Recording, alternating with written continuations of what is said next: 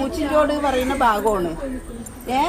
ഇത് ഈ ചാല് വന്നിട്ട് കുറെ കൊല്ലങ്ങളായി. എല്ലാവരുടെ അടുത്തും മുനിസിപ്പാലിറ്റിയിൽ ആര് വരുന്നോ അവർ പോണോ അവരുടെ അടുത്തൊക്കെ ഞങ്ങൾ പരാതി കൊടുത്ത് ആരും ഇതിനെ പറ്റിയിട്ട് ഒന്നും ചെയ്യുന്നില്ല.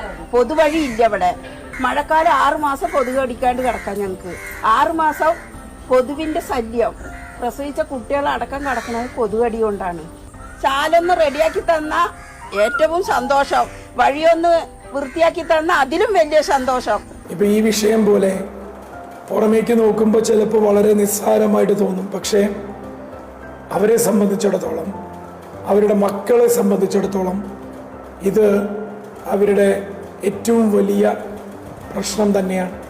ഇതുപോലെയുള്ള വിവിധ വിഷയങ്ങളിൽ, അത് ഓടയുമായി ബന്ധപ്പെട്ടതാവട്ടെ, റോഡുമായി ബന്ധപ്പെട്ടതാവട്ടെ, തോടുമായി ബന്ധപ്പെട്ടതാവട്ടെ, അവരുടെ താമസ സ്ഥലത്തിൻ്റെ ഏറ്റവും അടുത്ത ഉള്ള പ്രശ്നങ്ങൾ പരിഹരിക്കാൻ അവർക്ക് ഒരാളെ വേണം. അതാകാൻ ഞാനുണ്ടാകും എന്നുള്ളതാണ് എൻ്റെ വാക്ക്.